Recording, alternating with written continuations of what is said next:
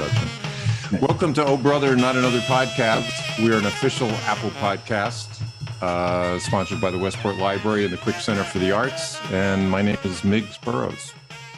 And I'm Trace Burrows, and we're very excited to have on our show today John Waite, former lead singer of the Babies, set a solo career for decades. And I just want to say up front that I've been listening to your music ever since the late 70s. I still listen to it. I'm a singer, and I still practice to your songs, the early ones, you know, every time I think of you, and anytime you've got the time, and all those. For endlessly, so I've been listening to them. Oh, well, that's very kind of you. Thank you. Yeah. Luck with the singing. Pardon? Good luck with the singing. Yeah, good luck. Yeah. You haven't done too bad yourself. Yeah. No, it's been fun. So you've had you've had like I think 10 solo albums, right? Yeah. And the Babies had 5 albums on their own. Yeah. And a bunch of hit singles. So now you're going to be playing at the Wall Street Theater tomorrow night. Yeah. What time is that, and where can people buy tickets? I have no idea. Okay. Well, go to wallstreettheater.com. I'm sure I'll find it. I have no idea at all. I suppose if you go online and hit Wall Street Theater, John Waite, it'll come up. There's a meet and greet, and that's all I know. We flew for the first time on the tour yesterday. Oh. We've been driving only like 100 miles or so between gigs. So I just sing, get to the hotel, crash, wake up, coffee myself into oblivion, and get back in the van.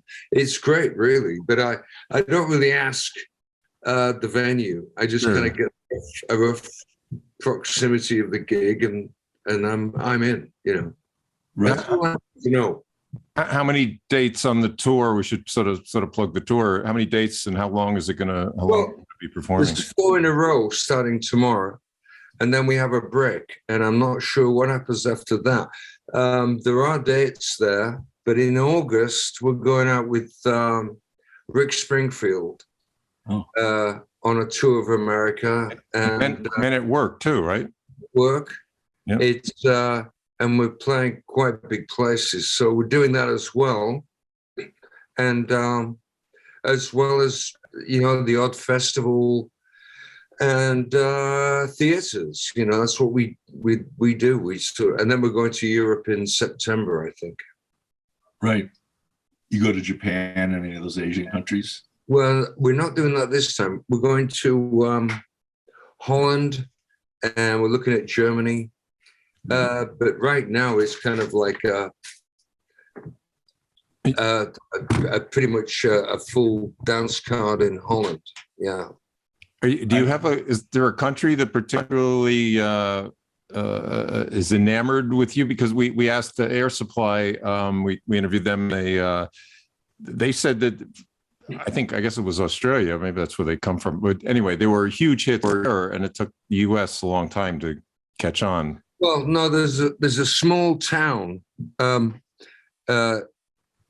outside Saskatchewan where we are really huge. I don't think I've paid for a beer there for the last 30 years. Yes. We get off, we land on a lake on the bottom, and they row us in, and there's a welcoming party every time. Huge Saskatchewan. Yeah. I can't tell if you're serious, but it sounds an interesting story. What's wrong with Saskatchewan? Yeah, nothing. So I was reading up on all kinds of sort of tidbits through the decades, things that happened.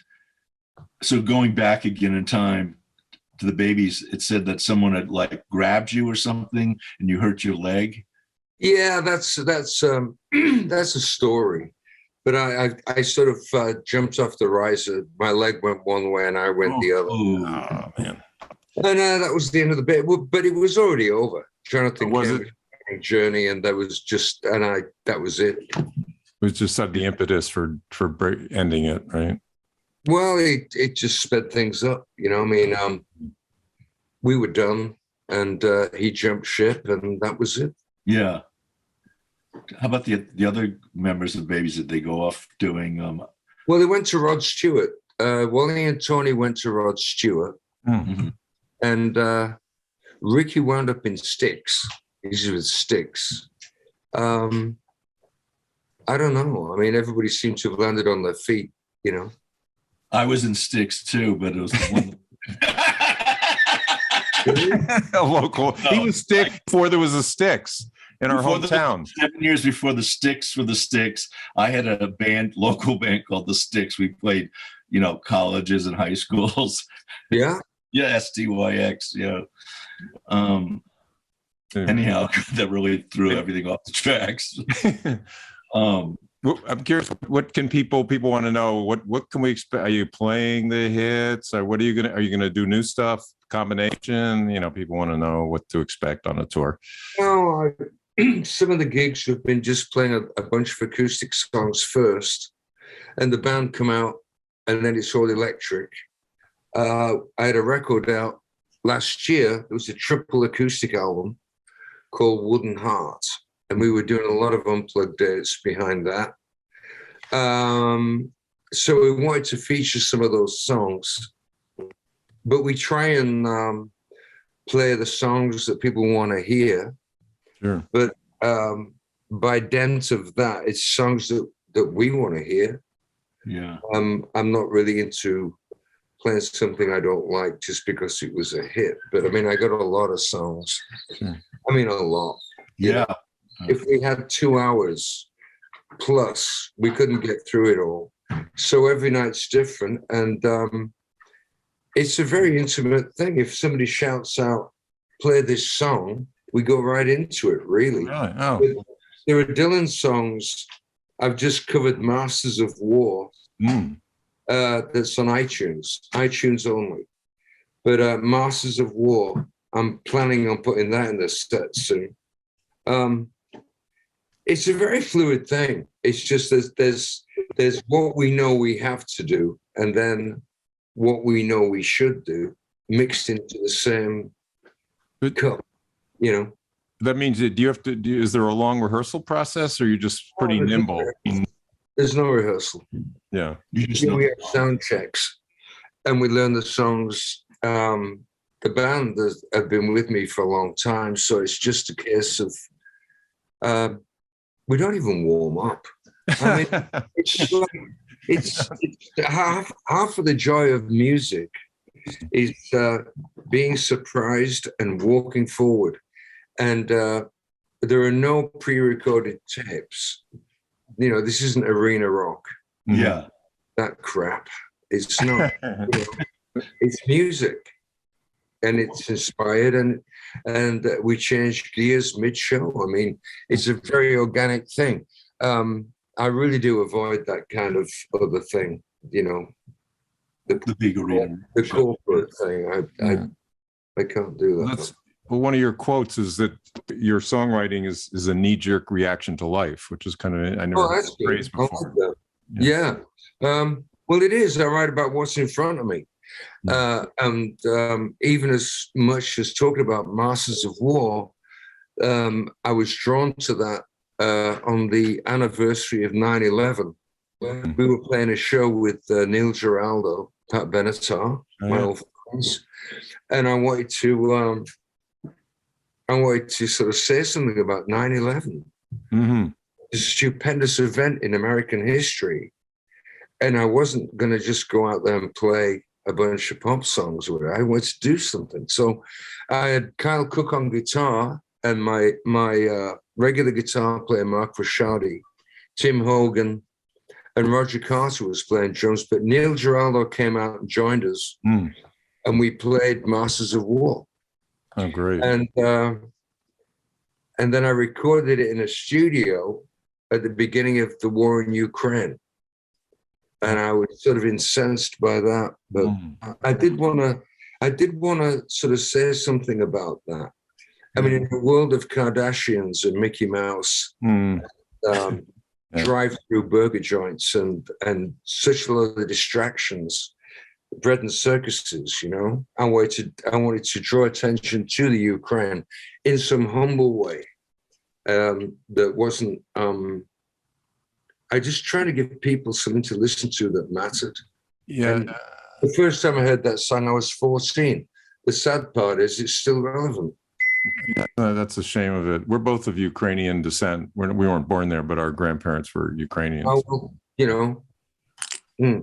But so thank you. But yeah, it's it's weird to being, there's so much of this kind of ludicrous stuff, and I think maybe it's denial. Nobody wants to face the barbarianism that's going on in the world. I don't know, but well, if you like, I went to generally the newspapers in Britain, the good ones that have the situation in Ukraine in bold letters and a real good update of what's happening.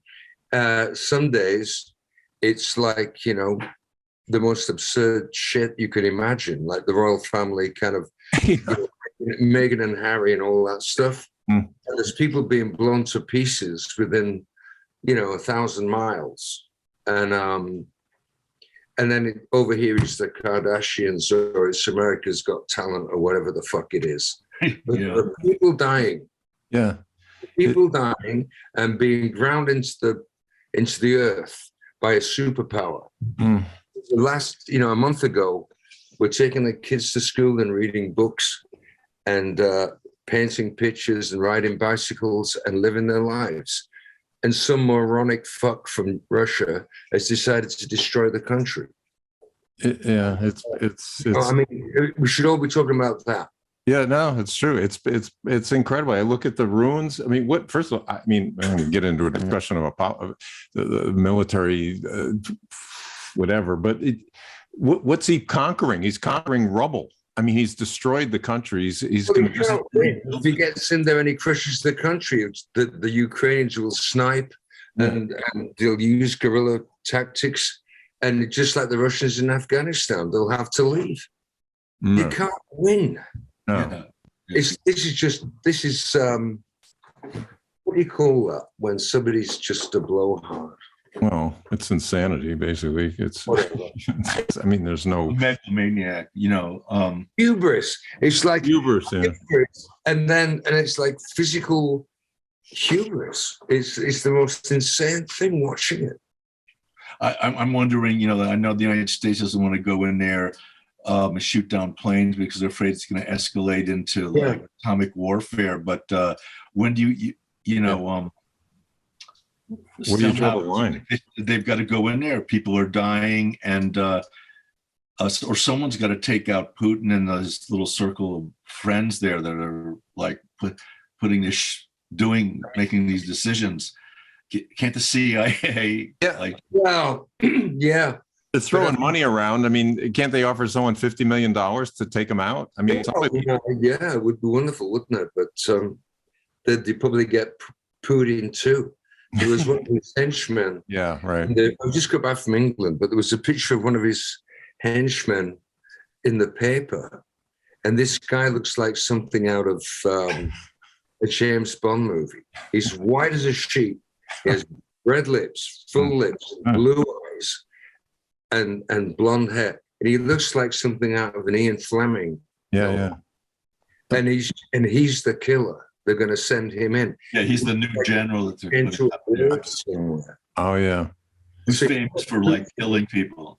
Oh yeah, so he's very sadistic. Well, on that happy note, all right. Back to something more lighthearted. So I've seen through your solo albums, you've covered some other writers' songs. How would like Diane Warren? How did you get her song put in front of you, or did you just seek it, find it? Stumble. What, When I See You Smile? Pardon? When I See You Smile? Yeah. Yes. No, I knew Diane, and I've known her for years. And when Bad English were kind of finishing the record, the A&R guys stayed away from us, just stayed away. We weren't having any input from anybody. It was bad enough wrestling with the songs, and Diane had this song that the A&R guy was like saying, well, what about this song? And he was being very polite about it. And because he'd stayed out of the way so much, I went to the band and said, come on, let's just cut this song. And, it'd be nice for him to at least say they tried it, it didn't work. But with a band like that, anything you play is going to sound pretty spectacular. And so we got this, and it isn't even one of Diane's best songs. Diane can turn around and break your heart. And this was just really just a pop song. And we just did what we did. And at the end of running through it in the studio, it was like, well, that's the number one, isn't it? And then it was like, yeah, but we don't need it. And then it was like, yeah, but, it's number one. And, the next thing you knew, it's on the record. But it was, I think we could have done better songs, It's a pretty song, but it's not for the ages, Right. So nowadays with streaming and, you got to have like 10,000 streams on Spotify to make $30. Yeah. What was the best avenue that you sell your music through? Which port? Well, I didn't put Masters of War on Spotify because of that. And I think streaming music has been the final nail in the coffin of the troubadour. Unless you are corporate and you have a machine behind you, I think it's very tough for any young band to come out and do anything. We're driving around here in Boston, and they have a very, very good station that plays like alternate young rock. In fact, they were just playing Alison Krauss and Robert Plant when we pulled in. But and I was listening to it last night, and it's great, And I'm wondering how they can even afford to go in the studio. I mean, and nobody's going to buy that music. You might get to sell a couple of CDs in a small club. But I worry for the future of music if it's just going to become like Disney, It's going to be like a corporation that releases music. And you have to be in that corporation to have it get to the public. Right. That seems to be, just the cost of production, touring, hiring a studio, it's beyond most people now. Right. I'm sorry. People go out to buy your album or go to look, where would you like them to go to buy it? So where you make the most money from purchase. Oh, I've got a distributor. We have a new EP coming out in about 10 days. Anything, right? Anything, yeah. And it's 4 songs. And that's going to be in Target and all the major outlets. Okay. They got a distributor, and I have my own record label because I made enough money and I've got a reputation, so people know who I am. So it was not easy to get that far and establish yourself. Obviously, it's been my entire life. But you find out once you get a distributor and you're making records, like printing them up, the profit is absurd. You realize all these years, well, why the record company have these incredible big buildings like on Madison Avenue and stuff and live like Rogers, And then you look at the profit you've made on a CD and it's like, are you kidding? And it's so easy to do. And the musician should be in skyscrapers and the record should be in a tent. Maybe not. I don't know. I mean, who really wants to do that? But, just kidding. But that's I've got my own labels, so I'm pretty free. Do you get any? I'm just curious because I'm looking at some of your revisiting your videos online. Like when I See You Smile, it's 47 million views on YouTube. Is there anything go to you? Is that just who says that? I mean, 47. I have no idea. I have no idea. I mean, the law keeps changing, and the record companies keep biting back and creating, discovering caveats that were in and legalese that they can turn and twist. There's nothing humanly reasonable about a record company. They've just got lawyers that are just eating people alive. I was trying to get some of my masters back, and he went all the way to the courts in New York City, and the record company won on a technicality. Oh my God! You would think at this point, when they made all the money out of the artists for all these years, they say, you know what, we're going to strike a deal, and we're going to split the masters, and then the bands are going to be happy, and they'll go out and tour again. Really? They don't. It's the worst kind of people are controlling the music in the world. They're like cultural Putins. Yeah, they're just they just want to decimate. It's like Neil Young had this really beautiful thing he said, because he had a real problem with Spotify, and he made this statement about 6 weeks ago about walking as the light and being an artist. And man, I read that and I was on board. I just said, absolutely. I mean, if you're going to stream my music and you stream it 1 million times, I get $100. Yeah. Crazy. Yeah. Really? Yeah. Who's making all the money? Who's keeping it? Yeah. All your videos have tens of millions of hits. If we could switch gears a little bit, because we're both, Trace is a musician, but we're both visual artists as well. And you're an artist, and a lot of your is sold out on your website. Is these things you do? Do you draw these little things daily? Yeah, I've just been to Michael's and picked up some canvases and some drawing tools and stuff, and we sell it at shows. I mean, it's like there's bigger canvases. The cover of Masters of War was a painting I did, and it's about 3 feet by 4 feet. And I just saw the canvas in a junk store. I brought it home and painted over it, and just decided to paint as much as I could. But that particular painting is a strong piece. If you go on the internet and you see Masters of War, you'll see that painting. Yeah. Some of it is very light-hearted. It's just like a deluxe version of a autograph. It's like a cartoon of me. And then, I might write a lyric out and put a small portrait of myself. There's a whole series on different artists. There's been pencil drawings of the one of Patti Smith, Patti, and Eric Satie, the composer.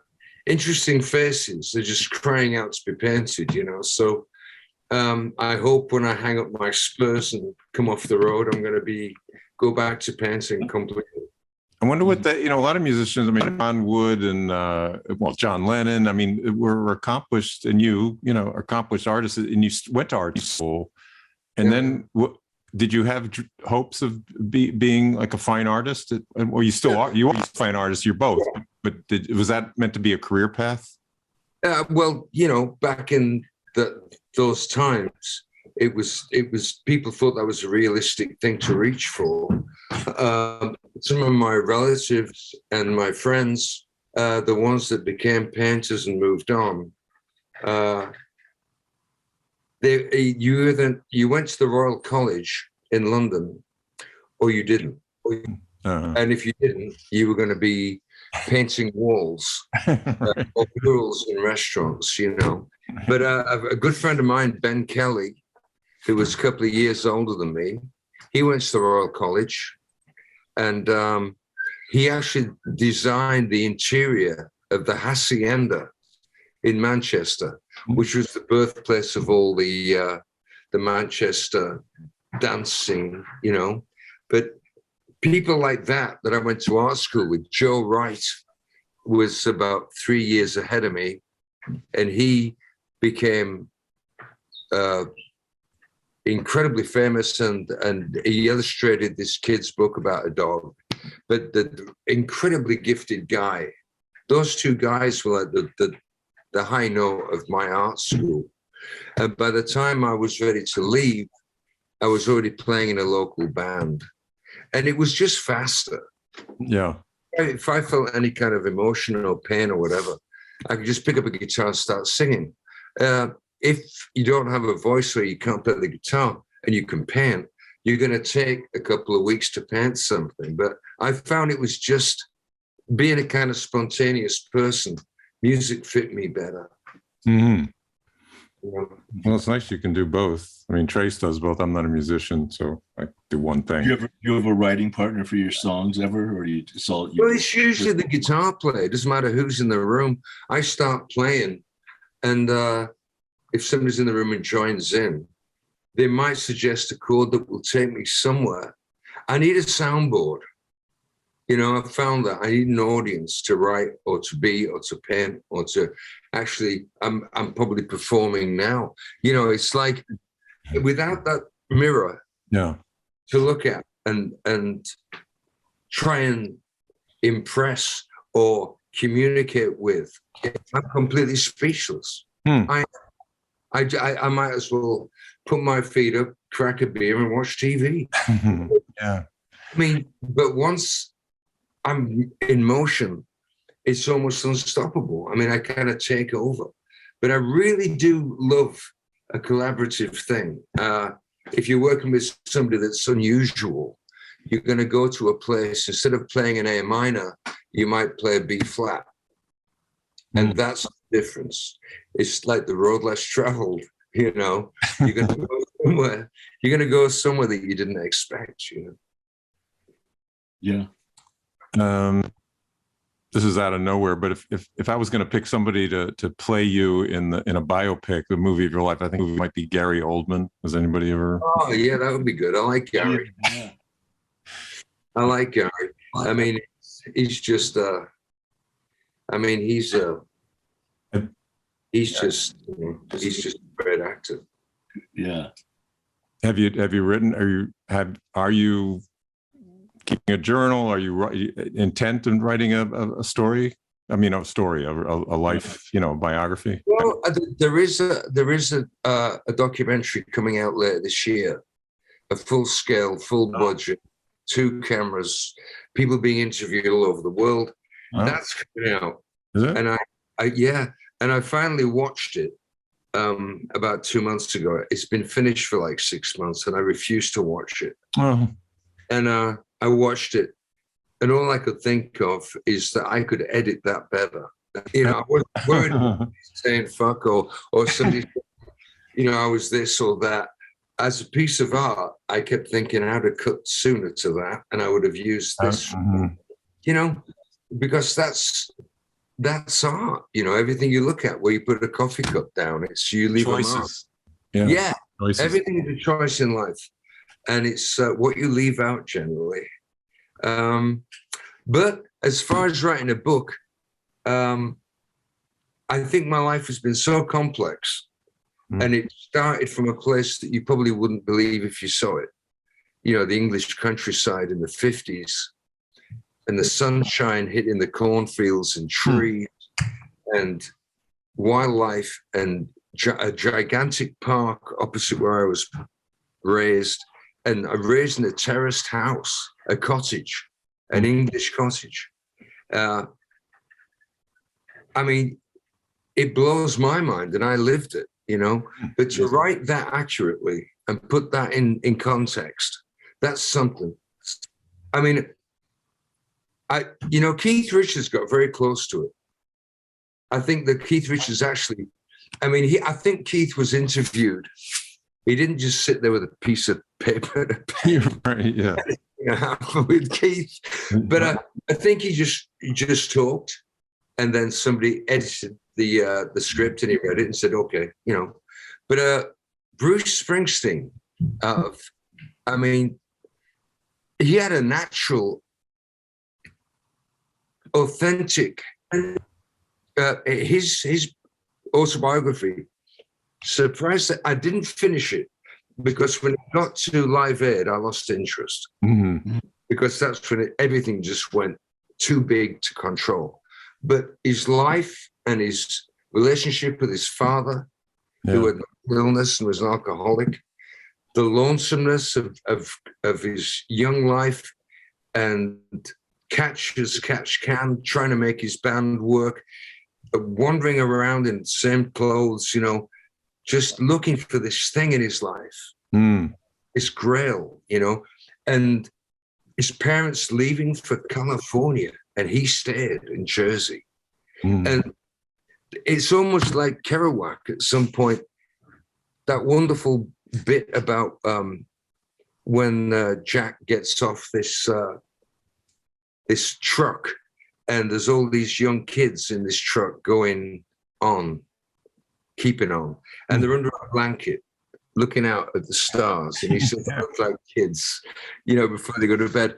I mean, it was like that. You see, when Bruce finally leaves home, he's in the back of this wagon and he's pulling down the street, and there's a parallel to that, you know, and it's America, and you know, to describe America, that you know, is so authentic, the experience that raises the bar, you know, it just raises the bar. You get people who have, you know, ghost written biographies, and fuck me, if you're going to write your biography, write it, you know, it's going to take you a year. If you're going to have to bring some idiot in that's like, couldn't think of anything better to do with his Sundays, you know, I mean, then you shouldn't be writing it. And a lot of people try to rewrite the past. I've read some stuff, one guy in particular, where it was just absolute fantasy, trying to rewrite and take out all the shit things that he'd done in his life and take credit for stuff. And you read it and you think, wow, you know, if you're going to do it, man, you should really rip the can off, you know, the top of the can, and you know, see what people actually do.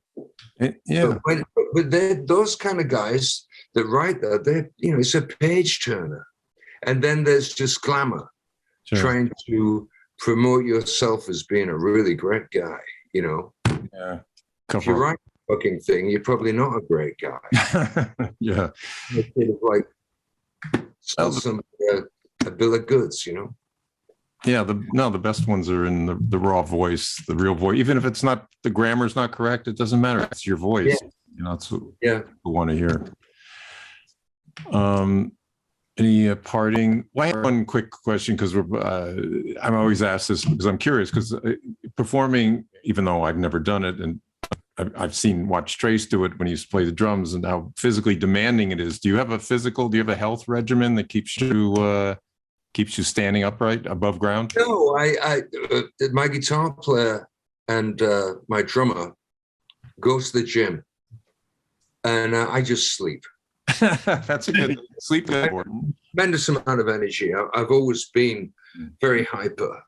Oh, not hyper. Well, I was hyper as a kid, but I certainly have a lot of.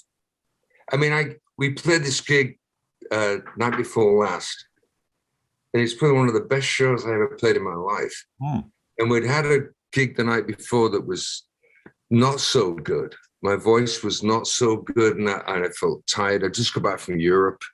I haven't been home for a month, you know, so it's still catching up. But I nailed this show. I just walked out, and I was on 10 for like an hour and a half. And you wonder where that comes from. But it's like somebody counting in the music. You dance, you know. It's like, it's what it is. It's what music does. It's this transformative power, and the audience go with you. It's not rehearsed, and you're always waiting for it to find you, to be the conduit for that energy, you know. But when you find it, it's the most wonderful thing in the world. You know, it's what you were made to do as a human being. and then you look out and there's 1,000 people looking at you, understanding what you're doing. Yeah, and feeling it. Yeah. Yeah.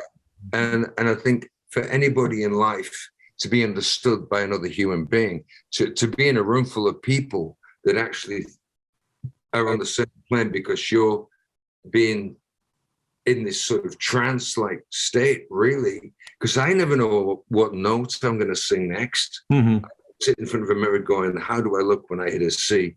I just come out there and fucking sing. I don't even warm up. That's great. And if it cracks, if the voice cracks, you know, it's real. It's humanity, you know, and maybe that's probably why I keep doing it. It's as fascinating for me as it might be for the audience, you know.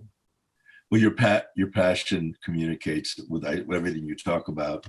I'm sorry if I went off about the Ukraine. No, not at all. It's important. You know, it's what's.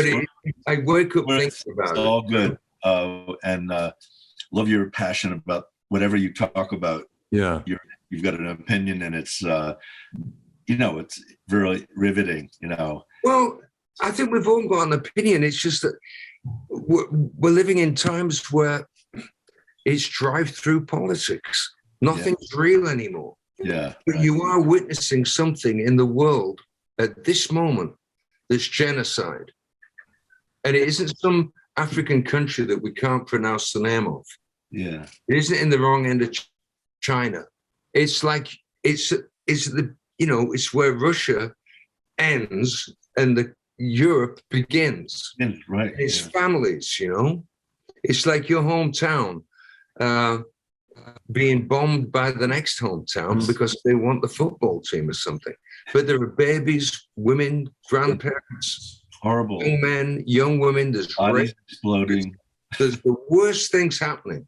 Yeah. And the world has to keep paying attention. They're fighting for their lives there, and it could be you or I.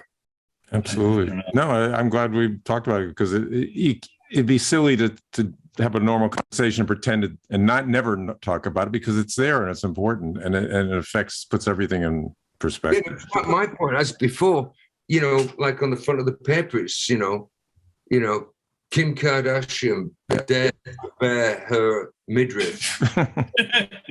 It's like, really, you know, and then underneath that there's a picture of like a body that's just no longer even looking human on the street in Ukraine. And the fact that Kim, you know what bothers me? Kim doesn't even mention it. You know, she's still concerned with you know, lipstick. Yeah. It's like, you know, got to be in the moment here, people. Yeah. Well, I really appreciate you sharing all that. It's that's what's important is to share. You know, not the plastic kind of responses. A lot of people just want to give. But Trace, do you have any last thoughts or words?